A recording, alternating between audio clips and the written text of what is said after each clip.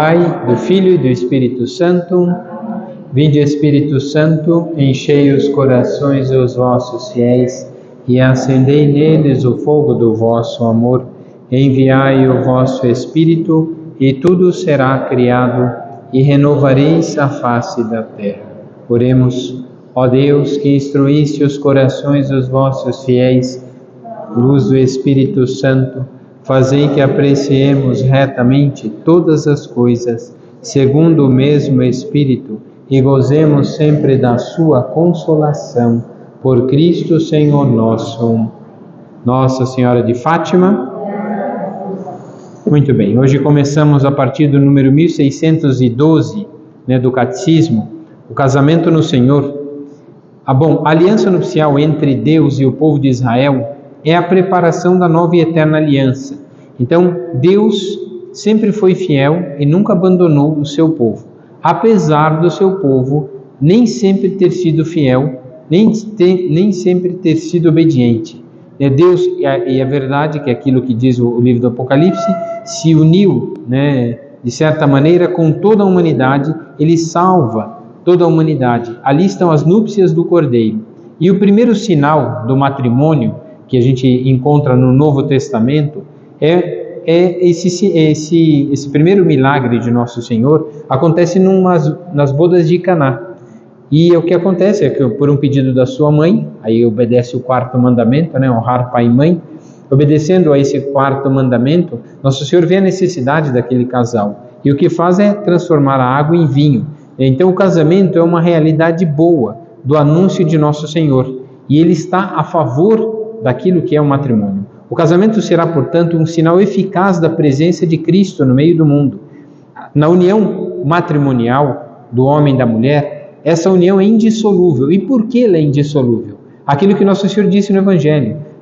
Assim foi a vontade de Deus. Aquilo que Deus uniu, o homem não separe. Porque a separação sempre acontece exatamente por causa do egoísmo, exatamente por causa da vaidade. Aquilo que Deus uniu, o que une, o que faz as pessoas se unirem? É o amor. O amor verdadeiro é aquilo que faz com que duas pessoas compreendam o mistério do amor de Deus. Jesus deu a sua vida por nós. Isso é a maior prova de amor. Não há maior prova de amor que dar a vida pelo outro. Então, dar a vida pelo outro é sinal de amor. É um sinal de entrega. Mais do que isso, é um sacrifício. Então, quando olhamos para uma cruz e vemos esse sinal do sacrifício do amor de Deus, entendemos que o matrimônio também, nas palavras do consentimento matrimonial, eu te recebo como meu marido, eu te recebo como minha esposa, na alegria e na tristeza. A gente queria só alegria, mas tudo bem, tem as tristezas. Na saúde e na doença, tem a doença também que a gente não quer. Por quanto tempo? Até que a morte nos separe. E por que diz isso? Porque aquela entrega, um se entrega ao outro. E aquela entrega é a prova de amor. Não há maior prova de amor do que dar a vida pelo outro. Então, no matrimônio, um dá a vida para o outro. E a prova é uma aliança. Um sinal visível para que as pessoas vejam é a aliança. E essa aliança que é colocada é aquela aliança de amor e de fidelidade que Deus não descumpriu o ato de amor e fidelidade para com o povo de Israel. Então, esse é o sinal e um vínculo de unidade. Amor é aquilo que não se acaba. Por exemplo, por que a gente não separa de pai e mãe? Porque tem afeto, carinho e amor. Por que não separa de filho? Às vezes até vontade, mas às vezes não. Mas não separa por causa do afeto, carinho e amor. Por que separa às vezes do marido? Porque o problema é que muitos matrimônios começaram pautados no prazer e não no afeto, no carinho e no amor. Então é por isso que muitas vezes acaba. Porque quando o prazer entra num relacionamento pré-matrimonial, o que acontece é que se o prazer entra, começa a colocar para segundo plano o afeto, o carinho, o propósito de amor. Então o que acontece é que depois de um certo tempo, as coisas vão ser difíceis. Por isso, na alegria e na tristeza, as desavenças, os desacordos, os cansaços, as tristezas, isso tudo seria o peso de uma cruz. E a tentação de desistir é muito grande, porque é um peso. Por isso se chama união conjugal, é com o jugo. E por isso pesa tanto. Se não há afeto, chega um momento que ninguém suporta. É por isso que muitos acabam, porque são pautados no prazer, no egoísta do outro querer o que o outro faça para si, e não de dar a própria vida. Por isso, o vínculo matrimonial, essa união matrimonial do homem e da mulher, ela é indissolúvel. Deus mesmo consumou assim. O que Deus uniu, o homem não separe. É provável que essa insistência, sem equívoco, da indissolubilidade do vínculo matrimonial, deixasse as pessoas perplexas. Meu Deus, eu tenho que viver com essa pessoa até o fim. Sim, a gente vai ter que viver com algumas pessoas até o fim. Vai ser assim. É engraçado, né, que a gente convive às vezes numa empresa, hoje em dia nem tanto mais, mas antigamente as pessoas viviam no emprego, entrava na empresa e aposentava na mesma empresa, ficava na mesma empresa a vida inteira e não reclamava. Concordava com tudo? Não. Suportava todo mundo? Não. Aguentava por quê? Por causa do salário, por causa de sustentar a família, suportava todas as tragédias, né, daquele lugar. E hoje em dia não é muito diferente. Então o que acontece é que muitas pessoas ficam perplexas. Meu Deus, o casamento, então o matrimônio é indissolúvel? Sim, porque não dá para dizer aquilo que é amor não acaba. O amor não acaba. Agora, o que não é amor podia ser desejo, aí pode ser que o desejo acabe. Então esse que é o problema. Quando é pautado nos prazeres da vida, realmente a pessoa não vai ser feliz nunca e nunca vai fazer o outro feliz, porque não é amor. Para suportar os defeitos alheios, só amor. Né? Uma mãe que troca as fraldas do filho, como é que ela aguenta trocar as fraldas fedidas de um filho? Se não for por amor, ela não faz. Ela suporta, tem que passar uma madrugada inteira acordada com a dor de barriga do filho, com gases, hospital, isso, quer dizer, se não fosse por amor, não aguentava. Não, é melhor dar isso aqui porque está dando trabalho. Diferente com o cachorro, o pessoal tem tanto afeto com o cachorro, né? Há pouco tempo atrás o cachorrinho que morreu, por que ele foi morto na rua? A culpa é do dono que não criou, largou ele na rua. Pegou para criar e não criou. Porque não é amor. O que sente pelo cachorro? Um afeto, uma necessidade. O cachorro simplesmente como algumas terapias com animais. Algumas crianças autistas, né, com a convivência com o animal, ela é necessária porque ela desenvolve mais. Então os animais são úteis, são úteis para terapia, são úteis para divertimento, são úteis para muita coisa. E muito mais útil quando elas estão no prato. Aí é fantástico, né? É maravilhoso, né? Então elas são ótimas, né? Os animais são perfeitos, né? Deus fez, né, com a perfeição, todo tem utilidade total. Então o que acontece, né, e até o fim. Então isso não quer dizer que Jesus colocou um fardo impossível para carregar, pesado demais nos ombros dos esposos, mais pesado, né, que aquilo que a lei de Moisés, porque na lei de Moisés permitia o divórcio, permitia separar-se. Só que o que acontece é que por que permitia? Por causa da dureza do coração, ou seja, não era amor.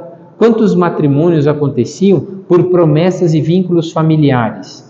Isso num passado não muito longe já acontecia.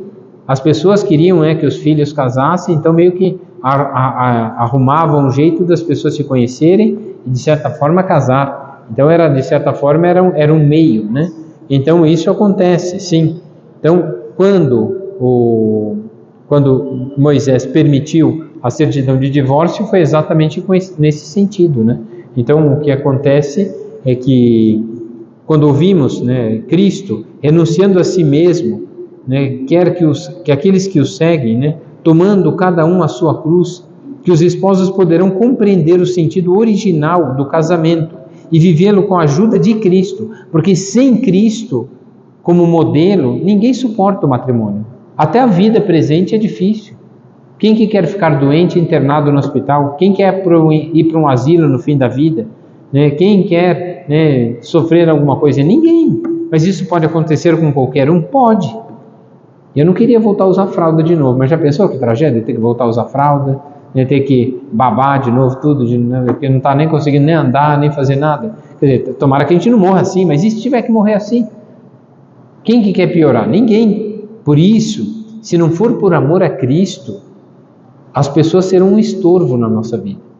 Mas se for por amor a Cristo, nós damos a nossa vida pelo outro, porque o outro deu a sua vida por mim. E esse é o sentido do matrimônio, dar a vida pelo outro, imitar Cristo. Se Cristo não for o modelo que deu a vida pelos seus, E é mais ainda, né, quando a gente pega as cartas de São Paulo, fala, a mulher tem que ser submissa. O que é a submissão feminina? Não é burrice ou obedecer em todas as coisas, não. A submissão feminina é uma docilidade tão grande que ela consegue convencer o marido de fazer as coisas. Quer dizer, é uma docilidade de aceitar que o homem vai cuidar dela, de aceitar que o homem vai defendê-la e de aceitar que o homem, por sendo a cabeça, vai tomar a frente em todos os trabalhos. Em carregar peso, em fazer as coisas, sim, ela vai ser submissa nisso, vai deixar ele fazer as coisas, né, porque ele vai cuidar dela. Agora, qual o papel do marido? Não é ser mandar na esposa. Nunca disse isso no Evangelho, nem nas cartas de São Paulo. Não é mandar na esposa. Qual é o papel do marido? Imitar Cristo, dar a sua vida pela esposa, que é o mesmo que fez Cristo pela sua esposa, que é a igreja. Para a mulher é ser submissa, ou seja, deixa o marido mandar, mas você controla o que ele vai mandar. Essa que é a verdade, que quem manda em casa é a mulher, todo mundo já sabe. A questão é que o marido é aquele que dá a vida pela sua esposa. Então Cristo quis isso. É justamente isso que o apóstolo São Paulo quer fazer entender, quando diz, e vós maridos, amai as vossas mulheres, como Cristo amou a sua igreja e se entregou por ela, a fim de purificá-la, acrescentando imediatamente, por isso deixará o homem seu pai e sua mãe, e se ligará à sua esposa, e serão ambos uma só carne. Por que fala que o marido tem que separar do pai e da mãe? Porque de verdade, uma coisa é a educação que a gente sente com os pais, ali era uma família. E a esposa tinha uma outra família, pai, mãe e a sua convivência. Quando se unem, é uma outra família. Não é nem essa, nem essa. Ah, na minha família é assim, esquece. Aqui é outra família. Não é nem essa e nem essa. É outra família. Duas pessoas muito diferentes. Que é engraçado, né? Os pais, eles se esquecem que um dia eles saíram de casa, né? E aí quando os filhos saem de casa, eles não aceitam, né? Mas eles saíram de casa. Então é exatamente esse é o esforço, né? Pai e a mãe saíram. E tem gente que saiu, foi para outro estado e volta a cada 30 anos, volta para ver o pai e a mãe. Não é que todo fim de semana está lá, não, né? Então isso acontece, ainda mais aqui em São Paulo, quanta gente veio para trabalhar e trabalhando, conheceu uma família, criou, e não é que pode ver a família que mora tão longe, né? Então isso acontece. Então o que Cristo pede é que sejam ambos uma só carne, ou seja, uma nova família. Quando a gente fala uma família, é aquilo que uma família dividida não é família. Agora uma família junta é uma só carne, tanto que o marido e a mulher, né, duas pessoas numa só carne, um só desejo, um só carinho, um só amor, um só afeto. E os filhos são reflexo do pai e da mãe. Por isso os filhos têm um vínculo maior com os pais, mais do que com os avós. Os filhos têm com os avós, né? O marido e a mulher. Sim, tem um vínculo, mas agora constitui uma nova família. É um outro lar, é uma outra realidade, diferente daquela que viveram. As coisas boas vão pegar daqui e daqui, e as coisas ruins não pegam, não tragam para cá, que senão vai complicar. É melhor que tragam as alegrias, não as tristezas, né? Então são essas coisas que temos que entender no matrimônio. No parágrafo 1617 diz assim, lá no meio, o matrimônio cristão se torna, por sua vez, sinal eficaz, sacramento da aliança de Cristo e da Igreja. O matrimônio entre os batizados é o verdadeiro sacramento da nova aliança, pois significa e comunica a graça. Então, o matrimônio, na verdade, não é só a união, é a transmissão da graça, da vontade de Deus para o outro, naquela pessoa que ela escolheu. Quem que escolheu? Você. Então, e a outra pessoa, quem que escolheu? Você.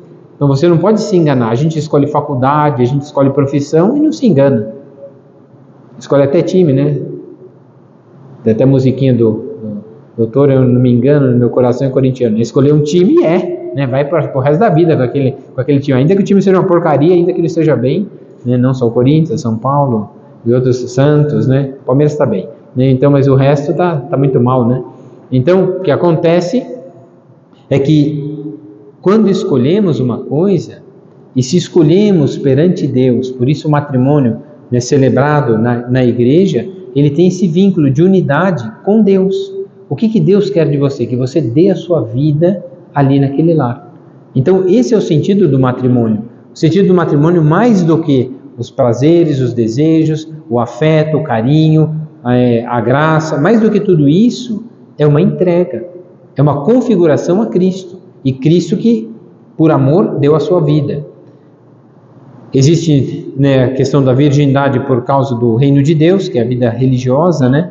Então, é próprio, né? Cristo convidou alguns para segui-lo neste modo de vida, cujo modelo continua sendo, né, aquilo que ele diz, né, em Mateus 19, aí está nas letras pequenas do parágrafo 1618, há eunucos que nasceram assim, incapazes de ter filhos, desde o ventre materno, há eunucos que foram feitos eunucos pelos homens, por maldade, né? Quando tinha alguns reis que tinham o seu harém, um monte de mulher, então eles, né, castravam os homens para que não tivessem nada com as mulheres que cuidavam, né? Eram protetores daquelas mulheres, mas não podiam fazer nada com elas. Então era maldade, né, de um imperador e de um soberano que fazia essas coisas. E aí eunucos que se fizeram eunucos por causa do reino dos céus, né? Quem tiver capacidade para compreender, compreenda.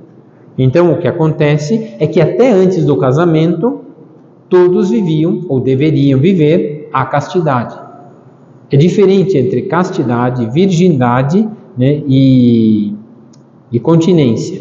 Por exemplo, a virgindade é aquilo, antes do ato sexual. Então, viveu, nasceu desse jeito, e o certo seria continuar a vida até casar, para que de verdade se preservasse para a pessoa amada, tanto o homem quanto a mulher. Não é só a mulher, a cultura antigamente era pensar que só a mulher tinha que fazer isso, mas também o homem, né? Uma vida casta, né? Até porque, quer dizer, o prazer vai ser sempre prazer, mas o afeto, se não for bem configurado na vida, né, no namoro, então aí a gente não tem certeza que quer casar com essa pessoa, né? Tem afeto por ela, não consegue viver sem ela. Sim, é com essa pessoa que eu quero casar. Ah, mas ela tem defeito? Sim, tem, mas isso aqui nem me incomoda tanto, porque eu gosto dela por causa disso, disso e disso. É capaz de ver qualidades.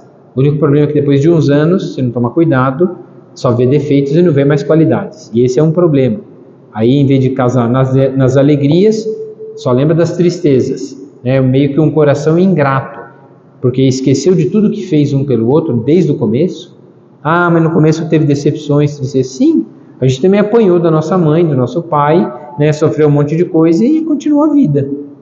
Então essa é a vida que devemos lutar. Então a virgindade é aquela que é física, isso é a virgindade, e também, né, nos pensamentos.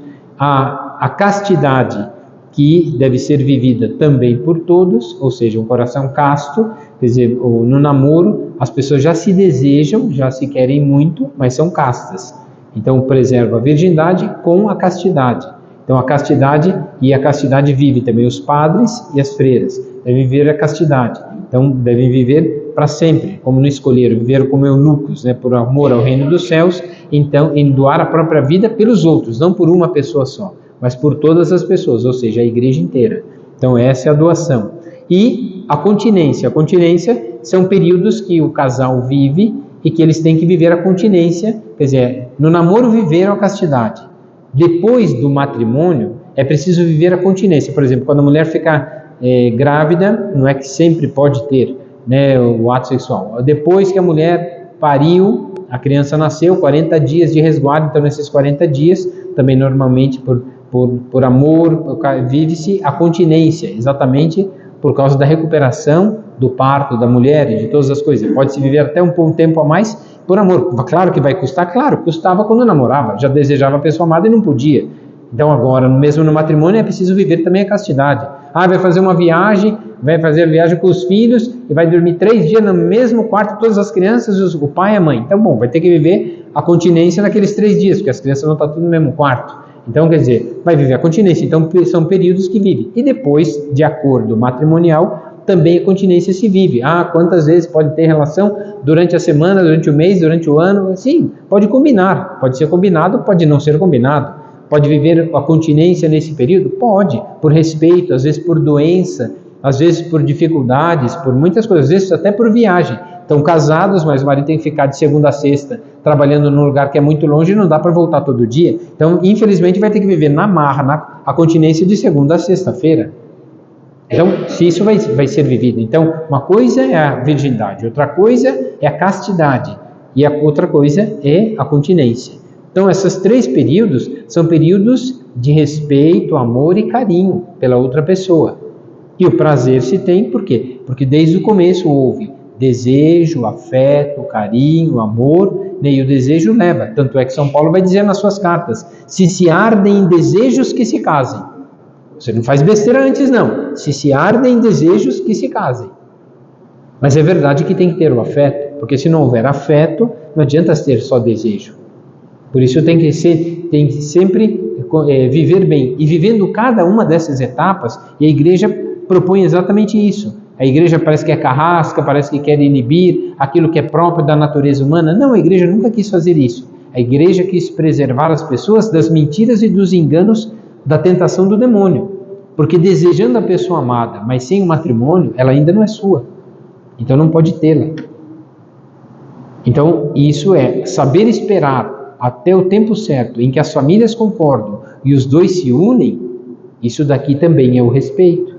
Aí sim você entende que ali tem o afeto, o respeito e o carinho. Quando não acontece isso, é sim, porque se colocar em ocasião. Por isso que antigamente namorava com o pai sentado no meio, ou então a mãe vigiando da janela. Então, se chegasse muito perto, então já era assim, já avisar que não podia, né?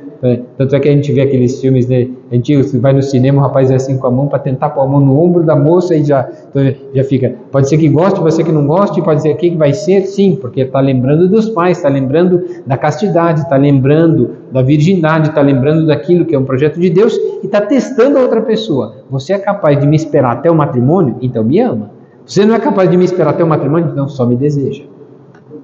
Essa é uma luta que a igreja quis mostrar e que nem todo mundo entende. Por isso que parece ser difícil. Se há amor de verdade, nem se cogita em falar em separar. Porque se é amor de verdade, como é que você vai perder o amor da sua vida? Agora, se é só desejo, aí é um outro problema. Por isso o matrimônio tem esse valor. A virgindade do reino dos céus é um desdobramento da graça batismal. É Deus que chama a viver, né, a castidade, né, permanente, né, que é a vida religiosa. E tem pessoas que vivem também, pessoas que não encontraram a pessoa amada, não conseguiram amar de verdade alguém, não confiam e não conseguem de verdade se entregar. Então são pessoas que vivem, né, castamente o resto da vida, sem matrimônio, né? E isso, infelizmente, no nosso mundo atual é bem pouco, porque as tentações, né, sejam de televisão, internet, essas coisas, levam as pessoas a buscar o prazer próprio, e aí sim é um outro pecado. Qualquer pecado, né, com relação ao 6º mandamento, ao 9º mandamento, desejar a mulher do próximo, o homem do próximo, e cobiçar, né, as pessoas, né, pecar contra a castidade, seria usar, né, a imagem do outro, seja na televisão, internet ou pensamento, usar o outro como objeto de prazer. Então isso seria um mau uso. Então aqui não seria é simplesmente uma condição humana, uma necessidade biológica do ser humano. Sim, é uma necessidade biológica, mas é para que eles tenham um vínculo matrimonial, amem, respeitem, cuidem, tenham afeto e sejam correspondidos e correspondam a esse amor. Então o problema é que nem todo mundo entende isso. E o mundo tão depravado do jeito que está, aí sim fica mais difícil compreender o que é amor, porque as pessoas estão cada vez mais egoístas. Por isso, a fé nos leva à compreensão de um grande mistério. E estar com Deus é compreender aonde deve estar o nosso afeto. Como é que eu vou amar meu pai e minha mãe que têm defeitos, manias e erros? Por causa do amor de Deus, porque eles cuidaram de mim. Não são perfeitos, mas me amam, cuidaram de mim, deram tempo, gastaram tempo e a vida comigo. Como eu não posso ser grato, então eu tenho que ser agradecido. Agradecido por tudo aquilo que eles fizeram por mim. Então nesse momento eu não concordo com os erros, mas vejo as qualidades, o bem, e aí por isso passo a amá-los e respeitá-los mais do que qualquer outra coisa. Respeitar e amar. Isso que devemos fazer. O respeito é ainda maior, porque é pai e mãe. O amor vem ligado a esse respeito. Se não houver respeito, não tem amor. Por isso o amor é o respeito que se tem a outra pessoa. Então o vínculo matrimonial começa no namoro, porque o namoro é crescendo em afetos, carinho, respeito, desejo, cresce em tudo. Vai crescendo a necessidade pela outra pessoa e vai buscando até desesperado. Chega um momento e fala: meu Deus, eu tenho que dar algum jeito na minha vida porque eu preciso casar com essa pessoa e está longe do matrimônio, não tem isso, não tem aquilo. Quantas angústias todo mundo acho que já sofreu, e como é que eu vou falar para o pai dessa criatura que eu quero casar com ela? Ela não gosta de mim, já me vê assim. Quer dizer, a pessoa sofre muito antes. Por quê? Porque isso é amor. O amor causa, de certa forma, um sofrimento, porque nos leva para a cruz. Então tudo custa. E aí quando a gente percebe tudo isso, a gente entende que tudo isso é amor. Faz parte dessa vontade de Deus. Então 1620 vai dizer assim: ambos os sacramentos, o sacramento do matrimônio e a virgindade por causa do reino de Deus, provém do próprio Senhor. É Ele quem lhes dá sentido e concede a graça indispensável para vivê-los, em conformidade com a sua vontade. Ou seja, se não for segundo a vontade de Deus, nenhum matrimônio vai para frente.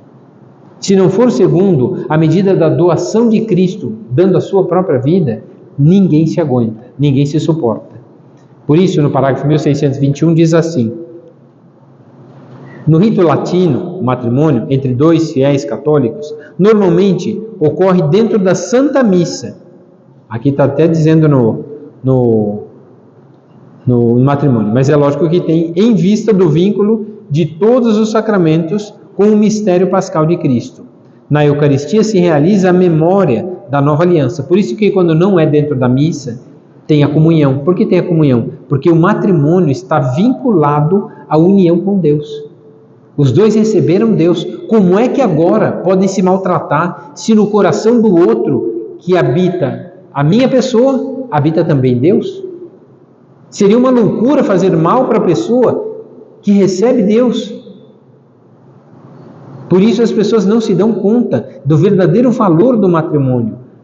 Pensar que a pessoa se uniu por causa desse amor, prometeu dar a vida como ele deu, e agora, tratando mal a pessoa que recebe Cristo, eu maltratei Cristo.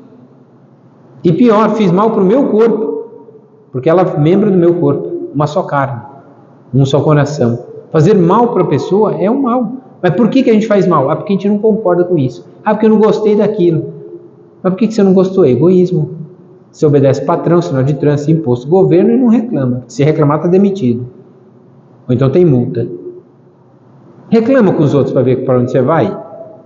Reclama desse governo para ver o que eles não fazem com você. Vai lá na internet, fala mal deles para ver o que vai acontecer. Então, tudo isso significa o quê? Por que falar mal, fazer mal, querer mal a pessoa que eu escolhi? E o pior, quando separa, ainda fala mal, vai falar para a família. Aquela pessoa é uma bruxa, aquele homem é um cavalo, aquele não sei o quê. Falando mal, assim, as pessoas não se deram conta, são tão burras, que estão falando mal dela mesma. Aquela égua e aquele cavalo foi eu que escolhi. Então é isso, foi eu que escolhi, não sei escolher, sou uma porcaria. Então aquela égua, eu que sou um idiota, um burro, escolhi. Então é isso, aquele cavalo, eu que fui mula, escolhi. Então é isso, se a pessoa pensasse bem, ela está se denegrindo para os outros, Fala assim, aquela pessoa é ruim. Aí todo mundo olha assim, todo mundo diz, ele era ruim, Mas está todo mundo pensando assim, que idiota, você que escolheu. Então está todo mundo pensando isso, mas ninguém fala. Para não perder a amizade, Mas todo mundo pensou isso. E é isso que acontece. Por isso, com o gesto sacramental de santificação, a celebração litúrgica do matrimônio deve ser válida por si mesma, digna e frutuosa. Convém, pois, que os futuros esposos se disponham à celebração de seu casamento, recebendo o sacramento também da penitência, pedindo perdão. Quantas vezes a gente, antes do casamento, antes da comunhão, a gente se confessa para receber bem, para viver bem aquele momento.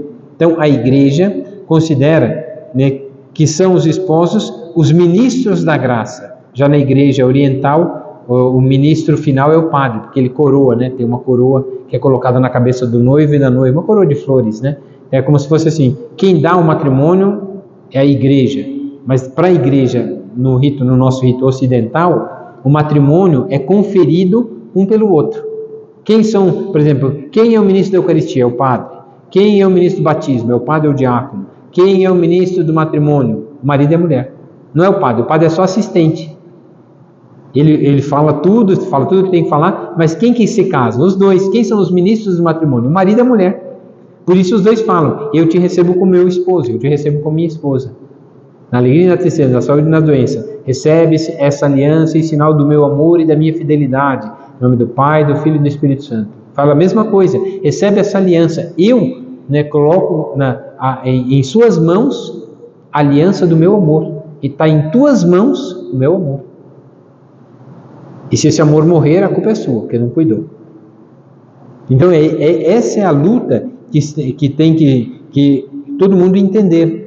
Então no parágrafo 1624 diz assim: as diversas liturgias são ricas em orações de bênçãos, né, e de imposição de mão, epíclise, né, de pedir a Deus a graça e a bênção sobre o novo casal, especialmente sobre a esposa.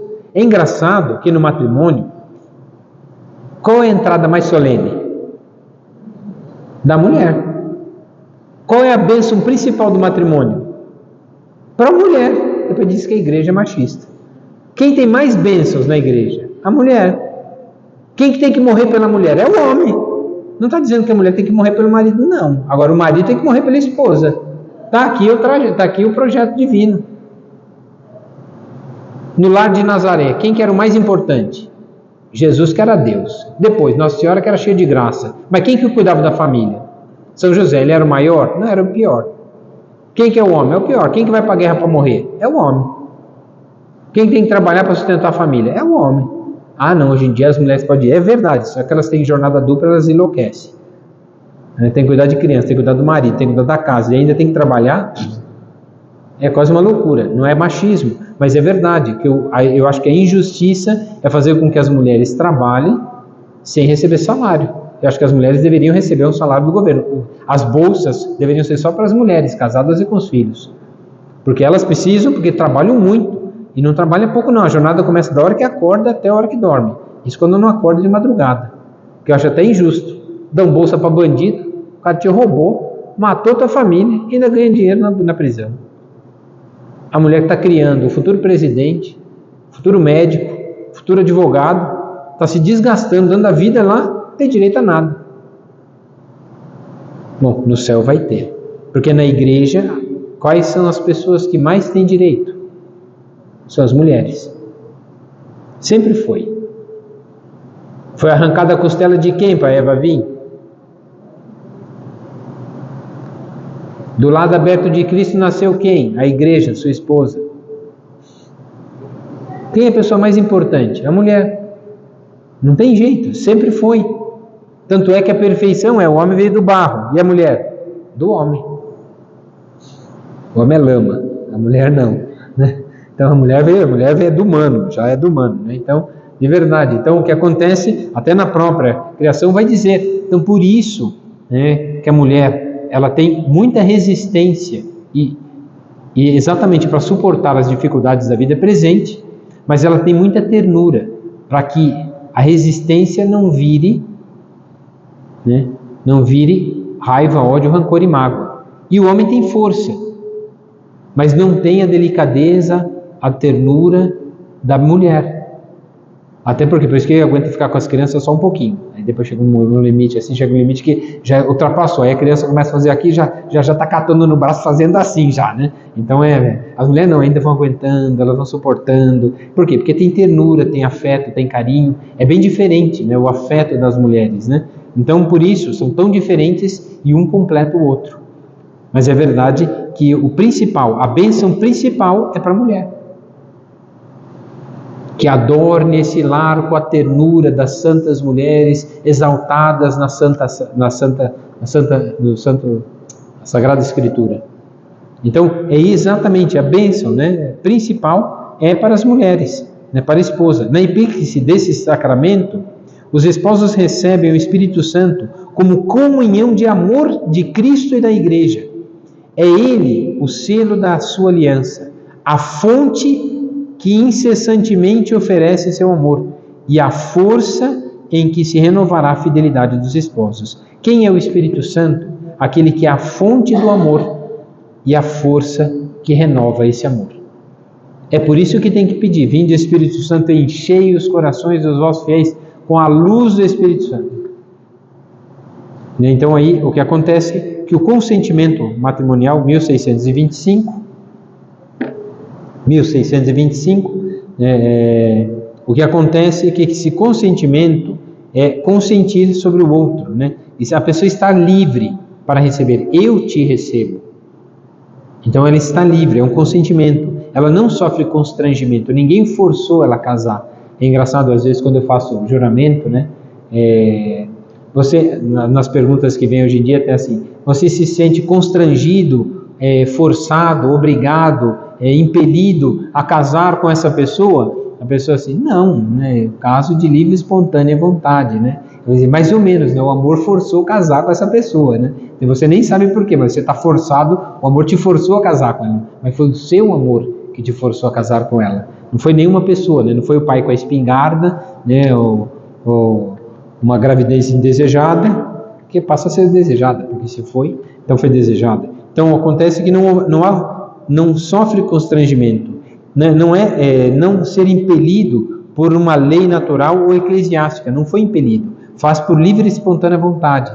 Portanto, a igreja considera a troca de consentimento, eu te recebo, né, e depois das alianças, né, é esse consentimento que produz o matrimônio.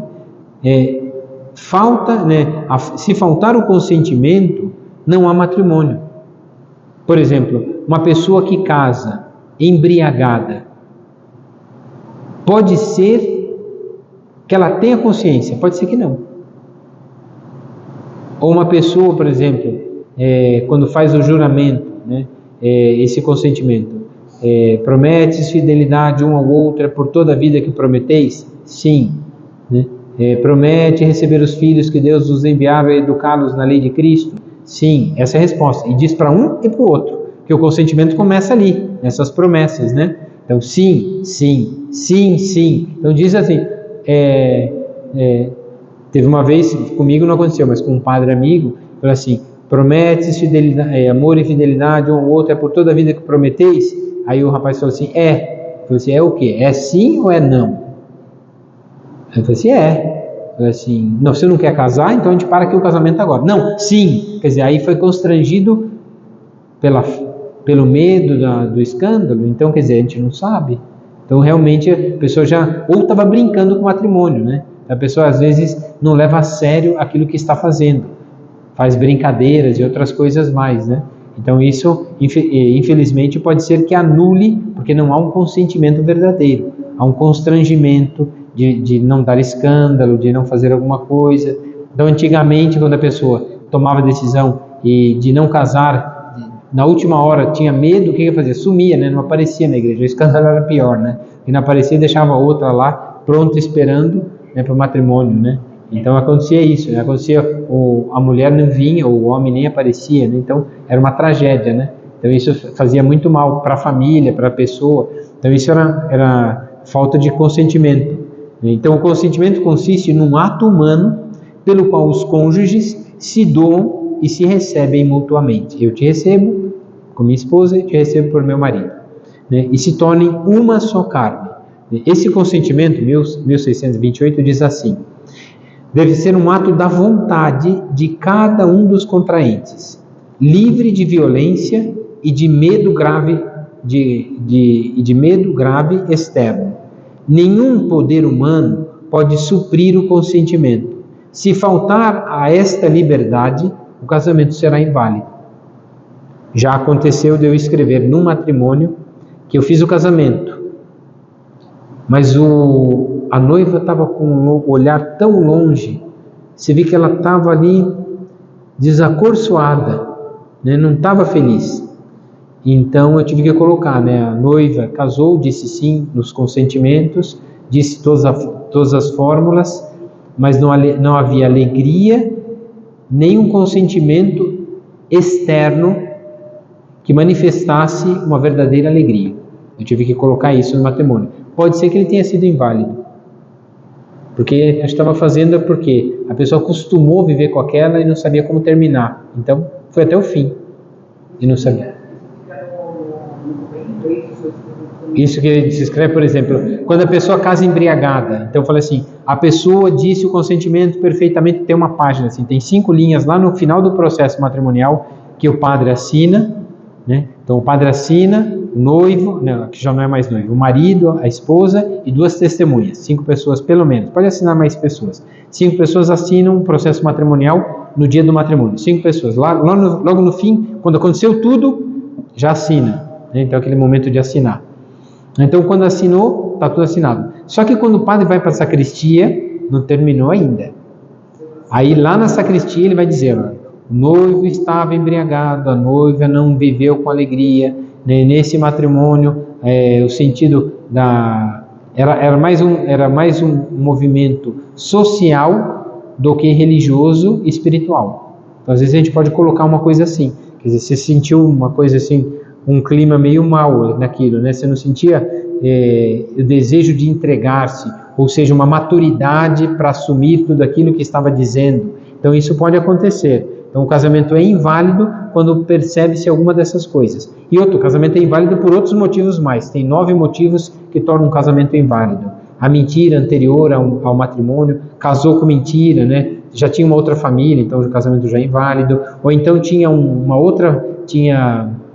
casos fora extraconjugais já de traição de outras coisas antes e continuou depois, então esse casamento também já foi inválido, já é invalidado desde o começo. Então tem muitas coisas que invalidam. Por exemplo, a imaturidade, a pessoa casou no final das contas ela casou porque ela não aguentava o pai e a mãe, então é o primeiro idiota que ela achou, então ela casou para sair de casa. Então aí o casamento também é inválido por imaturidade, e aí ela casou exatamente para sair de casa. Ele não aguentava, então a pessoa depois afirma isso. O único problema é que num processo desse, quando casa por imaturidade, por dolo, que é a mentira e outras coisas, aí tem um processo, e às vezes a pessoa que fez essa maldade, que enganou a outra, uma casou mesmo, né? Uma estava com disposição de casar e estava sendo verdadeira, a outra não. Então, como essa que não foi verdadeira, então fica depois do processo de nulidade, então não houve casamento, a igreja não pode anular casamento. A igreja só pode perceber se o casamento já foi nulo desde o começo. Então a igreja não anula nada, não tem esse poder. Aquilo que Deus uniu, o homem não separa. Então, se está unido por Deus, ótimo. Mas se não é por Deus, porque tem mentira, tem algum defeito no matrimônio, no vínculo, então não foi casamento. Então, como não foi inválido. Então, essa pessoa que enganou, prejudicou a outra, que deu um prejuízo para a outra, essa vai ficar vetada de casar. Então ela não pode mais casar até que ela prove que ela mudou de vida. Só que como é que ela prova que mudou de vida? Pode ser que demore, pode ser que não dê tempo. Mas quem foi enganado, esse pode casar de novo. Diga. Ele está inválido se for solicitado. Não. O casamento é assim. Muitos casamentos antigamente, é só pôr o casamento antigamente, que era forçado por caminho. O rei daqui deu a princesa para o príncipe daqui, que deu o príncipe, para unir as famílias e unir os reinos. Então era um casamento totalmente errado, tudo por mentira, né? Tal. Eles se uniram contra gosto, porque ela gostava de outro, ele gostava de outro. Quantos filmes a gente vê assim, né? E são histórias verdadeiras, são filmes, mas são histórias verdadeiras, né? Então acontece que não se gostavam. Só que depois, com o tempo, passam a se gostar, se respeitar, se apaixonar. Aí aquilo que poderia ter sido inválido se tornou válido. Então é isso, não é que não foi válido. Então só percebe a invalidade se aquilo que começou errado, terminou errado.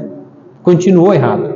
Aquilo que começou errado, continua errado, então é inválido. Aquilo que começou errado, pode ter dado certo. Por exemplo, casou com filho, a gente brinca, né, lá em Minas Gerais a gente casou de fato ou casou de feto? Né? Às vezes casava de feto, não de fato. Né? Então casava primeiro do feto. Então começou tudo errado, mas o casamento deu certo, porque se amavam. É que por causa do desejo, né, não se contiveram, então teve o filho antes, mas casou depois. Então começou errado, mas tinha tudo para dar certo, porque se amavam de verdade. Então poderia ter sido inválido por imaturidade, mas aí deu certo.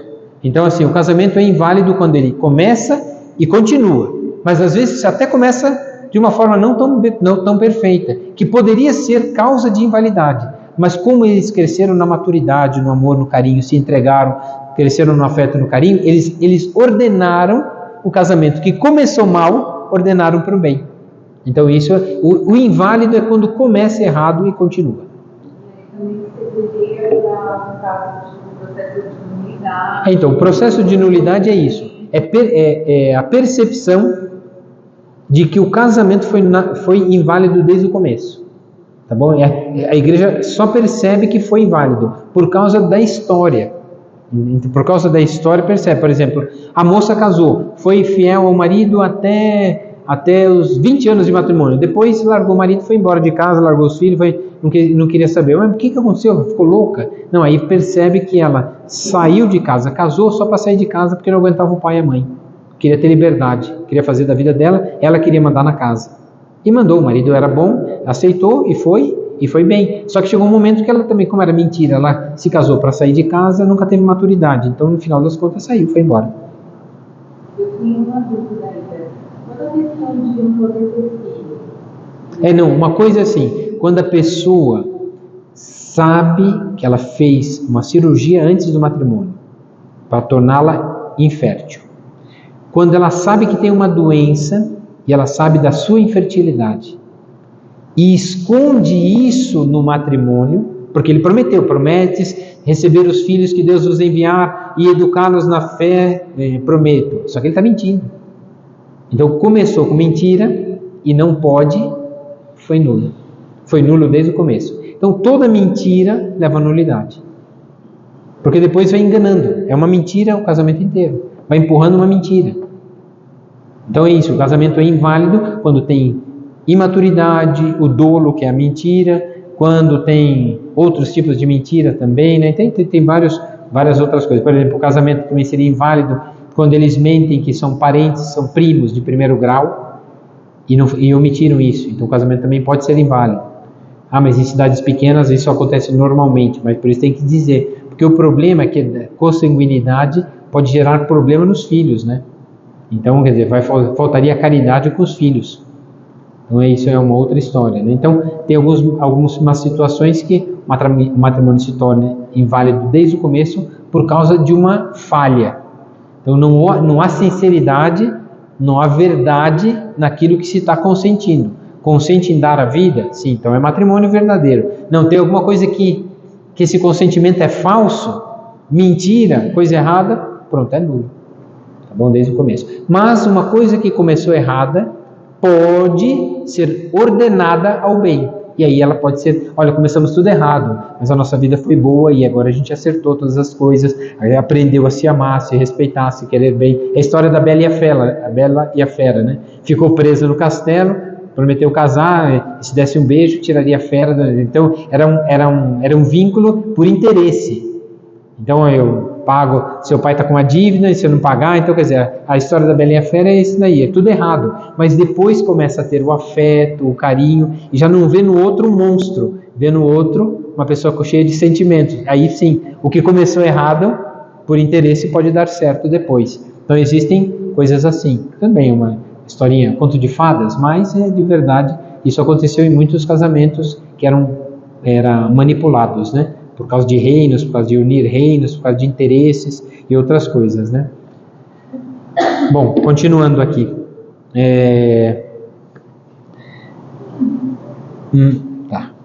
1631, lá na frente. O casamento, sacramento, é um ato litúrgico. Por isso convém que seja celebrado na liturgia pública da igreja. Por isso tem que ser na igreja, porque a igreja é o lugar da comunidade cristã. Por isso que não pode ser num sítio, num salão de festas e outras coisas, né? Poderia até ter uma autorização do bispo para tal, mas para não ter problema, para que haja o testemunho de fé, né? Então é preciso fazer. Tanto que tem os proclamas matrimoniais, quando vão casar duas pessoas. Se vocês entrarem na igreja, do lado direito, no mural, tem lá bem no cantinho, papelzinho com o nome de duas pessoas. No dia tal, do mês tal, vão casar pessoa tal, da família tal. Se alguém tiver alguma coisa contrária, não, mas essa pessoa não é casada já, como é que ela vai casar de novo? Aí tem que anunciar lá na secretaria, porque antigamente era feito na missa. Se alguém tiver alguma coisa contrária a esse matrimônio, fale agora ou cale-se para sempre. Era um escândalo, se alguém levantava a voz, acabava o casamento, né? Acabava a liturgia. Então a igreja faz isso antes agora. Deixa 3 finais de semana antes do matrimônio, lá aqueles nomes, para que as pessoas saibam quem está casando. Conhece essa família, vai casar tal. Então já era quase que o convite de matrimônio estava ali, né? Então, até quem não era convidado já estava convidado, que estava escrito ali, né? Quando vai casar, que dia que vai ser, a hora que vai ser, com quem vai casar e que de família é, né? Tá bom? Então é isso. Esses proclamas é para proclamar aqueles que vão casar, para que se alguém souber alguma coisa, que anuncie, né? Porque pode acontecer que tenha mentiras, né? Tá bom? Não pode ser que a pessoa já tenha família e não falou para ninguém. É verdade que na igreja existe um processo para evitar essas coisas, que é um processo antigo. Você é batizado numa igreja. Então, tem um livro de batismo. E do lado do livro de batismo, na lateral assim, né, na lateral direita do livro, né, tem o livro, na lateral direita tem um espaço. Foi batizado no dia tal, né, que está aqui na folha. Primeira comunhão, crisma, matrimônio. Então, por exemplo, quando você casa, por que a igreja pede a certidão negativa? Até um nome esquisito. Uma certidão negativa de batismo. Negativa, parece que está negando o batismo. Não. Certidão dizendo que nada consta, negativo, nada consta nessa tarjeta lateral do teu livro. Casou com alguém? Não tem nome de ninguém. Então, pode dar certidão que vai casar agora. Porque quando casa, por exemplo, nasceu na Bahia e o outro nasceu no Rio Grande do Sul, se conheceram em São Paulo e casaram aqui. Então, o que acontece? Como é que eu sei que da Bahia e no Rio Grande do Sul não foram casados e mentiram para alguém? Só que ele foi batizado lá na Bahia, o outro foi batizado no Rio Grande do Sul. Então tem que trazer essa certidão. Quando ele trouxe essa certidão, o que acontece? Fica lá guardada essa certidão, junto com os documentos do matrimônio. No dia seguinte que casou, emite-se um outro documento mandando para a igreja da Bahia o batismo, e na Bahia e no Rio Grande do Sul do batismo, manda um documento assim: no dia tal, na igreja tal, a tal hora, casou-se com Fernando tal, que está no livro tal, na página tal do livro de batismo, com a fulana de tal. E aí eles vão lá, colocam no dia tal, casou-se com tal pessoa. Aí se separa, não dá certo, quer casar de novo, na igreja não pode, porque se não for viúvo, não pode casar. E se alguém souber que matou o cônjuge, também não pode casar mais. Ah, não, vou matar o cônjuge, daí eu posso casar de novo. Fazer igual o Henrique VIII na Inglaterra. Por isso, a igreja anglicana nasceu desse jeito. Ele casou na igreja certinho, mas não gostava da rainha, e falou assim: não gosto mais dela. Pediu para o Papa para dar nulidade. O Papa: não, o casamento foi válido, não está nulo. O que ele fez? Separou dela, criou a igreja anglicana e casou com outra. Só que também não gostou da segunda. Ele matou a segunda e casou com a terceira. Matou a terceira e casou com a quarta. Matou a quarta e casou com a quinta. Com a sexta não deu tempo, porque ele morreu antes. Mas de verdade, ele foi fazer, só não matou a primeira, que casou na igreja. As outras casou tudo errado. Então a igreja anglicana começou exatamente para fazer a vontade de um rei, que era sem vergonha. Imagina. Na igreja brasileira. Não, a igreja protestante nasceu disso. Nasceu permitindo o divórcio, permitindo a separação, porque eles voltaram a ler de novo Moisés, que permitiu a certidão de divórcio. Quer dizer, voltaram para o Antigo Testamento. E Jesus disse: aquilo que Deus uniu, o homem não separe. Ah, mas Moisés deu a certidão de divórcio. Sim, por causa da dureza do coração. Ou seja, quando não há amor, talvez o casamento nem foi válido. Mas se houve amor de verdade, se há amor de verdade, não tem por que separar. Vai querer viver com aquela pessoa. Quer dizer, eu te recebo, você é minha, você é meu. Então ninguém vai encostar a mão. Você é meu, você é minha, e acabou. Mas vai ser meu até o fim.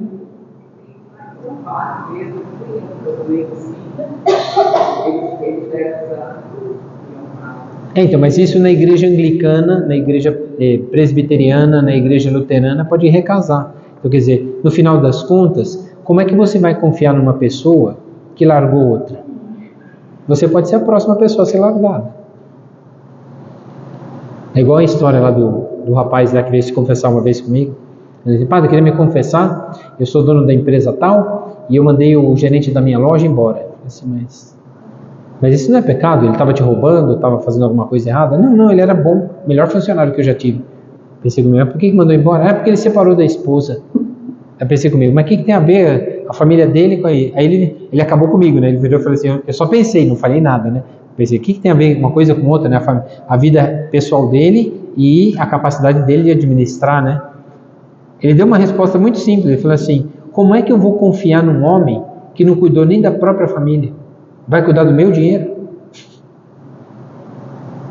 Aí ele falou assim: se ele voltar para a esposa, eu contrato ele de novo. Ele voltou para a esposa e contratou ele de novo. Depois ele veio falar comigo, né? Então é isso, mas voltou por interesse? Tomara que não, tomara que tenha voltado por amor, porque depois amor na consciência, né? Mas é verdade, essas coisas podem acontecer. Tá bom? Bom, está quase aqui, vamos lá. A última coisa aqui. Para que o sim dos esposos seja um ato livre e responsável, e para que a aliança matrimonial tenha bases humanas, parágrafo 1632, bases humanas e cristãs sólidas e duráveis, a preparação para o casamento é de primeira importância. Por isso o curso de noivos, por isso um curso sobre a fé, por isso uma preparação para conhecer o que Deus quer de vocês dentro do matrimônio. O que Deus quer de cada um dentro do matrimônio. E essa preparação é muito importante. Existe preparação para a primeira comunhão, preparação para o batismo, por isso faz o curso de batismo para os pais e para os padrinhos, para eles entenderem, né, a responsabilidade que eles têm sobre aquela criança. Por isso a preparação do crisma, para eles saberem que aquilo que ele vai receber é importante, ele tem que dar testemunho da fé. Então, por isso a preparação para o matrimônio, para que ele tenha consciência da responsabilidade que ele tem na sociedade de formar uma família e de gerar na família pessoas que têm um vínculo de unidade, de pertença e de necessidade. Porque se eu não sou fiel nem com a minha família, vou ser fiel com quem? Se eu não cuido nem daquilo que é meu, vou cuidar do quê? Por isso, é um princípio básico, a preparação para esse casamento. O exemplo e o ensinamento dos pais e da família continuam sendo também um caminho e uma preparação privilegiada. Ou seja, por isso que os matrimônios, quando vão bem, os filhos se espelham nos pais, mas quando vai mal, os filhos já veem o matrimônio com um desacorço, né? Tá desacorçoados com aquela vida, né? Vê tanta briga, tantas discórdias, tantas coisas ruins, e principalmente é um motivo também no matrimônio daquele respeito, né? Prometes amor e fidelidade, né? É por toda a vida que eu prometesse, amor e fidelidade. O que é o amor? O respeito. Então, quando não estão de acordo com alguma coisa, nada de brigar na frente dos filhos, e tratar bem um ao outro. Vocês tiraram um ao outro da casa dos pais para cuidar bem. É por isso que sogra é uma peste, porque a sogra, além de roubar, você ainda está tratando bem. Pode falar. Perante a Deus, a matrimônio para formar família. Isso, é para união e procriação. Assim, até a participação na criação divina, e aqui a gente não chegou nessa parte. Por exemplo, o que é a procriação? Nós somos filhos de um casal que se cuidou, se amou e se cuida. E se não se cuida, devia se cuidar mais. Mas somos filhos desses. Esses que um dia se uniram pelo vínculo do afeto, carinho, amor e prazer e desejo, se uniram um dia por isso, tem que se cuidar, porque tiraram um ao outro da casa dos pais. Os pais cuidaram, agora eu tenho que cuidar, tirei para cuidar. Então, quando eles se cuidam, os filhos percebem esse cuidado. Quando não se cuidam, os filhos sofrem, porque os filhos têm que amar o pai e a mãe, mas e as duas pessoas que não se respeitam, os filhos sofrem. Então, quer dizer, o lar é o primeiro lugar privilegiado da preparação para o matrimônio. Seria o seguinte: se por um acaso existe esse matrimônio, essa hierarquia, a tendência da Deus espera que exista, que forma uma família, e essa família não é formada, não que a mulher não possa ter, ela pode, mas não há a família, não existe família. Sim, uma coisa é assim, você diz assim, se não houver filhos, não. Tá, não, mas é assim, uma coisa, não, assim, a família de qualquer jeito existe. Por exemplo, basta ver, não, mas basta ver, por exemplo, qual é o sentido duplo da família? É união e procriação. A união tem que ter, porque a união é princípio para a procriação. Tem união, então tem matrimônio. A questão é a procriação. Por exemplo, uma coisa é se, por exemplo, ele ou ela não sabiam que era estéril, só descobriram depois. Então não houve matrimônio? Houve. Agora, se havia mentira, sabendo que não podia ter, aí é uma mentira, aí não houve. Então isso aqui é uma outra coisa. Então, se não sabia e era um dos dois era estéril. Outra coisa é, casaram, prometeram lá diante do padre o consentimento, dizendo: prometes receber os filhos que Deus nos enviar né, e promete educá-los na fé? Prometo. Só que eu falei, não, mas eu não quero ter filho agora. Então, de certa forma, tem um egoísmo. Aí por isso que usam anticoncepcionais, abortivos, outras coisas mais, que por causa do egoísmo, por causa de desfrutar a própria vida, não quer ter filhos agora nesse momento. Só que pode ser que no futuro se arrependa. Ai meu Deus, por que eu não tive filho quando era novo? Tinha mais disposição, podia ter os filhos tudo grande agora, e agora eu estou vendo que o matrimônio não é só viver um para o outro, quer dizer, eu precisava doar minha vida para outra pessoa, e os filhos fazem com que a gente tenha um vínculo, a gente ama pai e mãe, mas não tem prazer com eles. A gente ama marido e mulher, tem prazer com eles. A gente ama filhos, mas não tem prazer com eles, só tem preocupação e trabalho, mas ama, é um amor diferente. Então esse amor não tendo, vai faltar alguma coisa. Então, a pessoa normalmente acaba tendo uma frustração, uma tristeza e uma angústia. Às vezes pode superar isso, mas às vezes pode não superar. Por exemplo, uma pessoa que cometeu um aborto, teve um filho, mas eu não estou preparada, cometeu um aborto. Sim, não estava preparada. Foi o fruto do quê? De egoísmo. Porque o filho vem, dá trabalho, preocupação, né? E dá isso mesmo, filho causa isso. Mas quando causou o aborto, foi o egoísmo. Teve o egoísmo.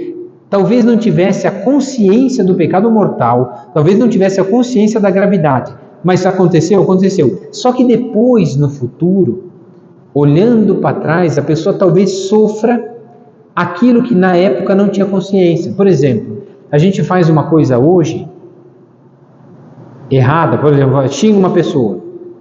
Não tá nem na hora da raiva a gente xinga mesmo. Só que daqui a uns anos a gente fala, poxa vida, a pessoa é tão boa, por que eu xinguei, né? A gente sente arrependimento muitos anos depois de ter feito uma coisa errada, mas não tinha consciência, mas fez errado, sabia que estava errado, mas não tinha consciência da gravidade. Então, por exemplo, isso pode acontecer. Por exemplo, a mesma coisa, uma criança, por exemplo, aqui eu vou dar um caso da gravidade e do mesmo pecado, mas da gravidade. Por exemplo, uma criança de 10 anos cometeu o ato de masturbação. Ela nem tem muita consciência, ela viu os outros fazer, então ela está fazendo igual, aprendendo já coisa errada desde pequeno sem ter consciência. Uma coisa é a masturbação com uma criança de 10 anos, outra coisa é o mesmo pecado numa pessoa de 15, depois numa pessoa de 18, depois de uma pessoa que namora, depois de uma pessoa que é casada, depois de um padre, depois de um bispo, depois de um papa. Quer dizer, é o mesmo pecado, só que a gravidade vai aumentando. Quanto maior a responsabilidade, maior a gravidade. Então, uma coisa é quando a pessoa tinha imaturidade e não conhecia. Cometeu um pecado grave? Cometeu. Só que ela vai sentir a dor depois. Por quê? Porque ela não tinha consciência daquilo do mal que ela fez. Poderia ter tido se eu tivesse mais filhos. Mas assim, se o casal vive para a pessoa aceita o filho, e não existe uma confissão, perante a Deus. Não, o casamento é válido. Uma coisa é assim, não ter os filhos porque não quiseram, por egoísmo, ainda assim o casamento é válido, tem união. Não tiveram porque não conseguiram, é válido. Não tem filhos, dos dois casos não tem filho. Só que um por egoísmo, o outro por incapacidade. Mas, de verdade, os dois estão casados. Teve casamento? Teve. A questão é que se, por exemplo, a mulher não quer e o marido quer. A mulher, depois eu conto uma história aqui. A mulher não quer, só que ela não fala para o marido. E o marido quer. E acha que vai ter. Então ela evita. E o marido não sabe. Eu sei porque eu tenho uma história assim. Aí o marido descobriu que a esposa não queria. Ou seja, o casamento estava caminhando para a invalidade. Porque ela mentiu. Ela falou que queria, mas não queria. Então estava caminhando para a invalidade. Mas depois tem um arrependimento. Ela poderia se arrepender. O que aconteceu com isso? Ela se arrependeu depois. Mas como ela se arrependeu? Foi muito divertido. Porque trágico e divertido. Porque o que aconteceu foi o seguinte. Ela não queria e não falou para ele. Aí quando ele descobriu, ele desconfiou. Pensei, meu Deus, 7 anos casados juntos e nada de filho. Todo mundo tendo filho e nós não estamos tendo filho. Ele foi fazer os exames, viu que estava tudo normal. Ela foi fazer os exames, porque ele pediu, né? Faz os exames, de repente você está com algum problema, só para a gente não ter certeza, para mim não ficar com isso na cabeça, né? Ela foi fazer os exames, está tudo normal comigo. Aí ele desconfiou, ela era professora universitária e tal. E acho que para não perder o cargo, para não perder, pensando no futuro, na promoção, nas coisas que teria, se viesse um filho, ela perderia a cátedra. Então, quer dizer, no final das contas, não era maldade dela, mas é pensando no futuro, de certa forma foi um pouco egoísta, não pensou no marido na hora, né? Aí o que aconteceu? O marido descobriu, viu nos remédios que ela usava anticoncepcional. O que o marido fez? Começou porque ela tinha vários problemas, tinha várias doenças, então ela arrumava as caixinhas para não perder. E o marido começou a ajudar ela nas caixinhas. Aí um dia ele pegou o anticoncepcional, antes dela chegar ele arrumou todas as caixinhas do mês inteiro. Só que no lugar do anticoncepcional, que era um comprimido que tinha um formato específico, ele comprou um analgésico. Trocou. Quer dizer, ele mentiu para ela. Está errado. E ela falou assim, não sei o que está me acontecendo, esse mês eu estou com sono o mês inteiro. Tá, eu estou sentindo uma leseira, estou sentindo um cansaço, não sei o que está acontecendo, preciso ir no médico, acho que preciso de alguma vitamina. Estava tomando analgésico, né, em vez de tomar anticoncepcional. Ela ficou grávida. Quando ela ficou grávida, ela ficou louca. Queria processar a empresa, porque o remédio não funcionava. Mas você tomava remédio? Ele se fez de retardado. Mentiu para ela de novo, 2 vezes. Tudo bem, ela tinha mentido para ele. Então o casamento não foi válido porque eles se mentiram? Não, eles se amavam muito. Mas tinha essas pequenas mentiras que podem ferir o matrimônio no futuro.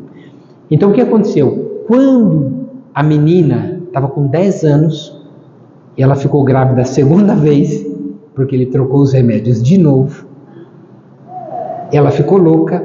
Ela falou assim, de novo esse remédio não funcionou, não sei o quê. Aí ele sentiu aquele remorso, e falou, agora está com filho. Mas agora vamos ter um filho, né? Então ela falou, já estou grávida, vamos ter um filho, né? Tal. Já tinha teve o filho, os dois, ela ama os meninos, vive por eles, os dois já são casados, ela já tem netos, ela vive pelos netos, agora está aposentada, vive para cuidar dos netos, fez a creche da vovó, a vida dela são os meninos, né?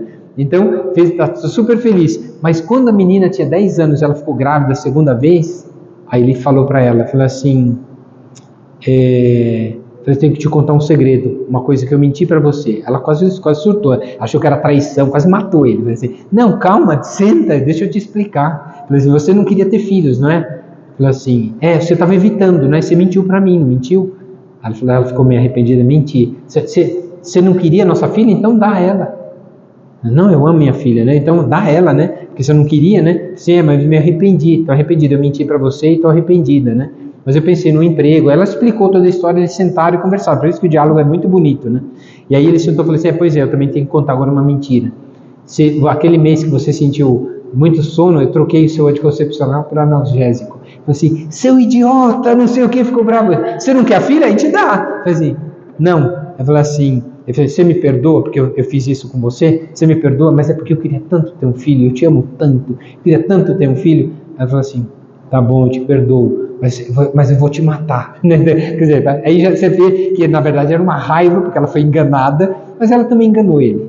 Então no final das contas eles se perdoaram. Então foi bonito, porque sempre houve um matrimônio, mas tinham pequenas mentiras que poderiam no futuro destruir.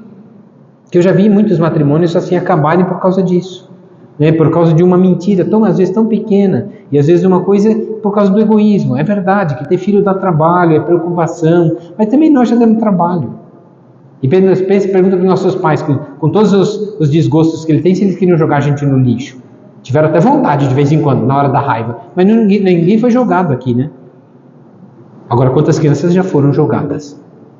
Então é isso. Então, por isso que a história é muito bonita. Quando há amor verdadeiro, até as coisas erradas se corrigem. Por isso, um casamento será indissolúvel. Porque quando houver amor, há sempre uma forma de corrigir.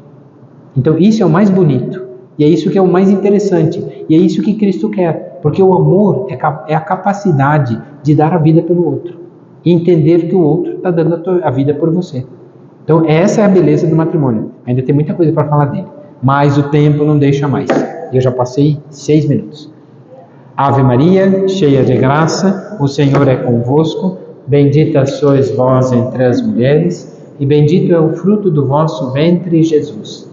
Santa Maria, Mãe de Deus, rogai por nós, pecadores, agora e na hora de nossa morte.